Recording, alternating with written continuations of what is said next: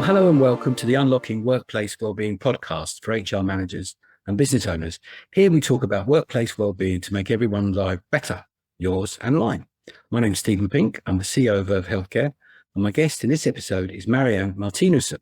And I'm taken very much by research that shows a quarter of UK managers are leading by fear. Unbelievable. And that's costing billions in sickness, absence and lost productivity. We're really lucky because Mariann is an expert in how leadership styles really do impact teams. And this is an important area for us to explore if we're going to help drive down sickness absence. Mariann, welcome. Thank you. Thank you for having me, Steven. Thank you for being on the podcast. And it's great to have you. It's a really stark statistic that I can't believe it. What's behind it?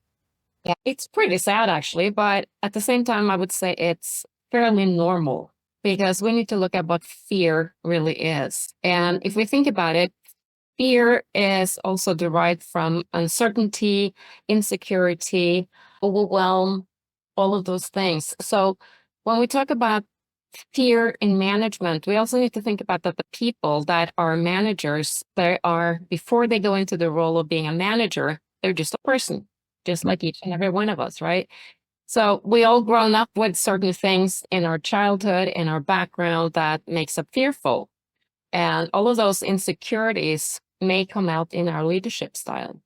So Mariann, you were saying it comes from, it's from way back when. It could be things in our past, our history, our psyche. From a manager's perspective, where does the fear come from? What's driving that behavior? Well, it can come from several sources. One is the external pressure. So we need to understand what is the external forces that are pushing us. And when we're talking about the external forces, we may think of ourselves in a role like we are performing in some way. And a lot of people have a perfectionist with them at work. They want to do everything perfect. And if you want to try and do everything perfect, you are going to create an internal pressure on yourself as well. You are going to get into the stress factor, because let's just face it, none of us is going to be perfect, are we? Sometimes we go into leadership wanting to be the best manager, the best leader of all times. But it's also that external pressure that leaders get from the top. That's the financial result. Yeah, quite intense, can't it? It can be. And also the promotion aspect, like people who want to make a career and you want to grow in your career and you want to perform for the board or for the management who want to acknowledge you. So there's just so many ways that we can create a fearful surroundings for ourselves, especially when we're not aware. That's fascinating. I remember when I was a graduate trainee many years ago, Marks and Spencer, and some of the feedback was, Steven, you're a perfectionist. And I didn't understand at that point why that was a bad thing. And listening to you talk, I kind of get it. So if this behavior happens with managers and they're sort of under this pressure to perform, to succeed for the board, for their own management, how does that impact the team? How does that flow into the team? Yeah, that's a good question, because the team is going to feel it.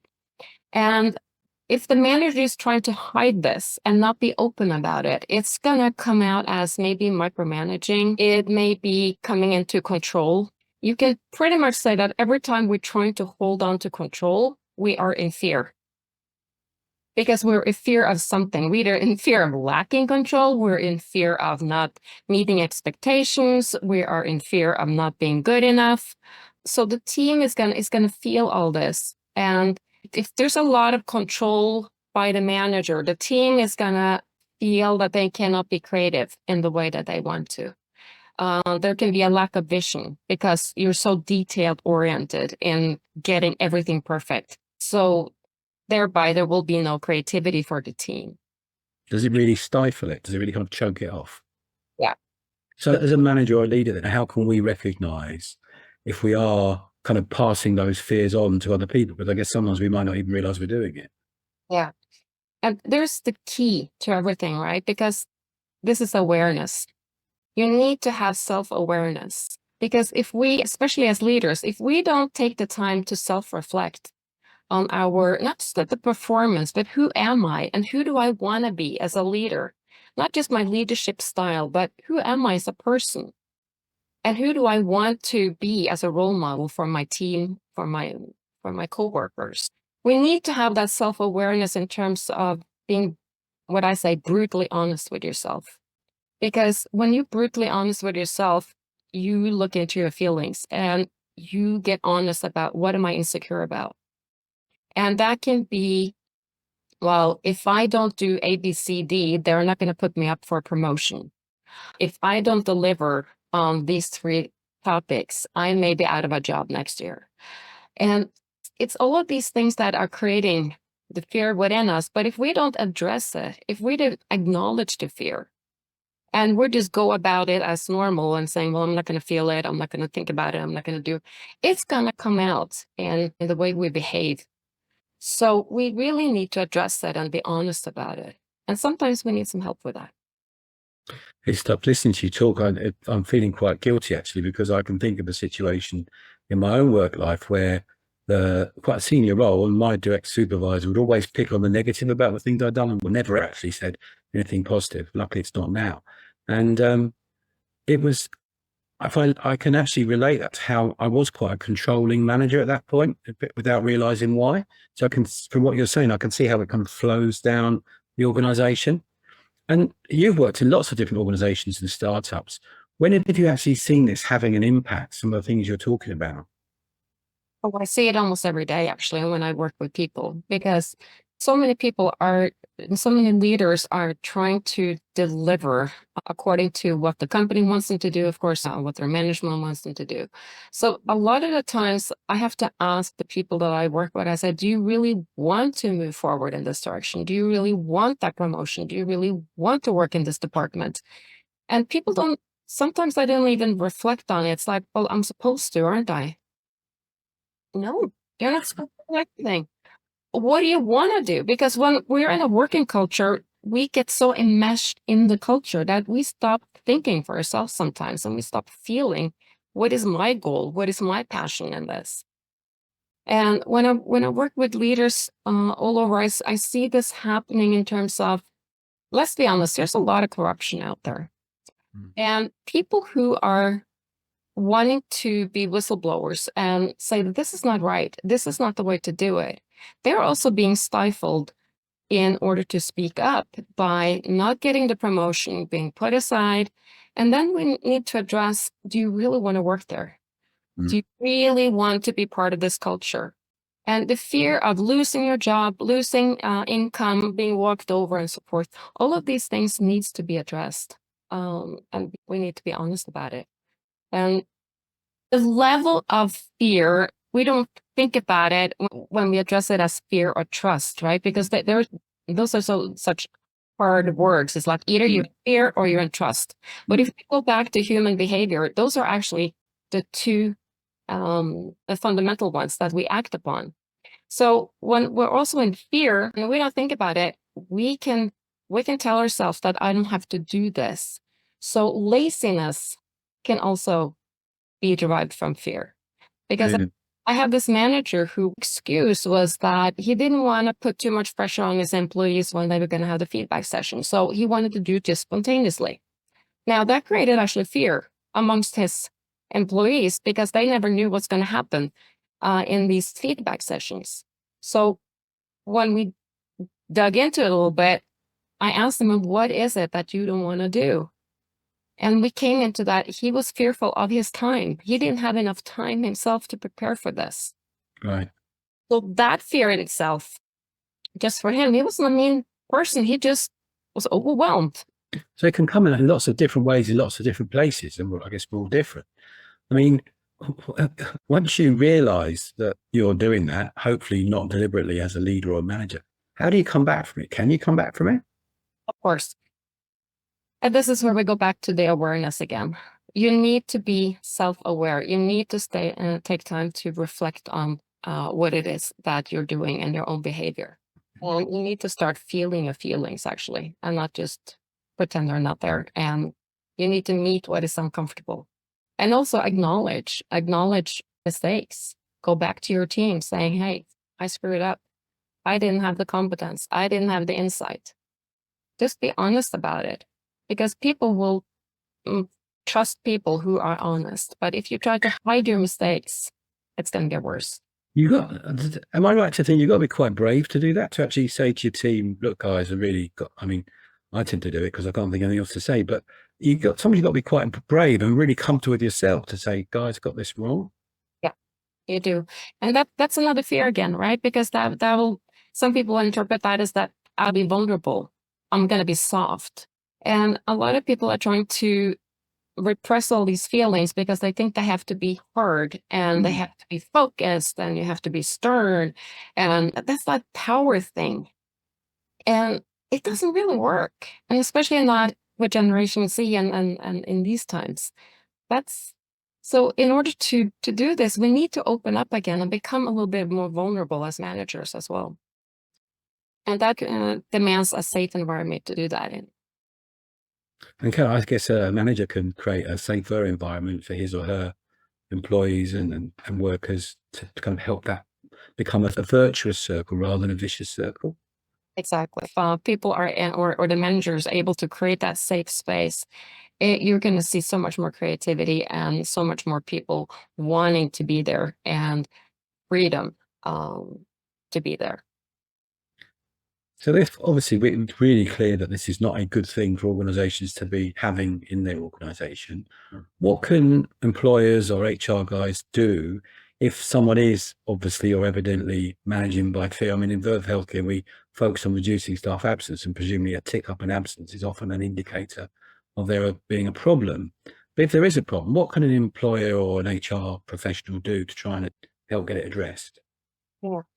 I would hope that the HR department could offer some coaching or could offer some leadership management courses where managers can come together and also be mentors for each other to help dealing with the challenges, things that we are dealing with into this world today. So it's hard to sometimes dig into this by yourself. So you need support. So if HR would be able to help and address, well, have surveys of the teams, how safe they are and how safe it is to be outspoken. I think that would be helpful too and help the managers to create that safe space to understand what is a safe space in the work environment. So that's HR being a really kind of supportive function rather than a kind of telling off function, which I guess again can perpetuate a virtuous circle. I mean, look, thinking about all the different places you've worked in your own history, you've worked in lots of complex organizations. You've been part of a startup team for Norwegian oil and gas exploring partners. You've also been a board chair, entrepreneur, teacher, motivational speaker. Feels like, you name it, you've done it. What lessons have you learned along the way about leadership style that really influenced you and really kind of made their mark on you? Yeah. The leadership styles that scared me, I would say, was the ones that the manager would come in and just tell everybody it was optional to work here and you could just leave at any time. And if you made any mistakes, feel free to walk out the door. And there was no support. That leadership style, of course, doesn't really work well for me. And you don't feel like you can blossom in that company. So what I really admired is when I met people and managers that I saw had a lot of humor, had a lot of curiosity, and who didn't take themselves so serious. Those were the ones that I started trusting and admiring because when they could laugh at their own mistakes, I was like, oh, you can do that? Oh, that's possible? Oh, I want to do that. I want to be able to do that. But then you need to not take yourself so seriously. And that demands that you have some kind of self and also some kind of security within. And you need to build that. That doesn't come automatically for a lot of people, for most people, I would say. So curiosity and humor, and then also allowing people to make mistakes and be supportive of it. And that's what I try to do myself too. I can see things are going to go wrong and I go, okay, I'm going to let them make it wrong and then support them because they're going to learn from it. But if we don't allow people to make mistakes, there's no learning either. So in my work and in my teachings, I tell people there are no such things as mistakes. There are only experiences. And some experiences taste better than others. And some experiences we're trying to avoid in the future. If we can support each other in creating and being experimental, we're going to see a lot more creativity in the workspace as well, I think. It's really making me think about some things I can do to change how we are and how I lead this organization. Can you give us some examples of how you, in your sort of, I guess, in your current environment, have been able to help other people? What kind of things have you done? Yeah. I was working with this board of directors once, and what I did on a regular basis is that I addressed what are we fearful of right now? What is the biggest fear or the challenge that we have? And then when we put that on the table, it was like you would clear the air and go, oh, okay, so that's what's bugging us. And then be very honest about how are you feeling today? What's going on with you? Because if people have a really bad day, if they are having trouble in their relationships at home, if they have sick kids, all these fears and insecurities and stress is going to come into the work role as well. So if you can ask people, how are you today? What do you need from me today? How can I help you today? And how can we facilitate this? I feel that that is creating a more open space of cooperation as well. Fascinating. So we're coming towards the end of the podcast now, so maybe we need to kind of sum up a little bit for the viewers. How would you summarize? What would you like HR managers and leaders to take from this conversation? You take some key points. I would hope that they would help people to do self-assessments. Like I said, be brutally honest, have a culture where you can be self-reflective without criticism. Because that's the key. If we keep we're very good at criticizing ourselves, but that doesn't help. That doesn't make us grow. So if we can avoid the criticism, but do a self-assessment more objectively, if HR could help managers do that, I think that would be very helpful. And also creating that safe space that I was talking about. You're allowed to make mistakes. You're allowed to experience things. I guess as a CEO of a small company, I could do that myself, couldn't I? And be that self-reflective and actually ask myself some of those difficult questions and work on what the answers are. Before we round off, Mariann, have you got any final thoughts for our viewers and listeners? Well, I would think that the future needs mature leaders, and mature leaders doesn't come just because of the age. That becomes of the emotional maturity. So I would really advise and encourage people to be honest about who they are and who they want to be, and try and be that instead of putting on a role that doesn't fit you, or try to do things because other people are telling you it's smart to do. I think we need to be honest and mature within ourselves if we're going to stand in this future that is coming on pretty fast. Thank you very much. Thank you so much for sharing your insights. It's been a real pleasure to talk to you. Thanks very much for joining us. Thank you so much for having me, Steven. Well, thank you all for being part of the Unlocking Workplace Wellbeing podcast from Verve Healthcare. If you want to improve well-being in your workplace through access to mental health support, physiotherapy, private GP, health assessments, then we've got a solution for you. Visit us at vervehealthcare.co.uk and have a look and make sure you subscribe. Thank you.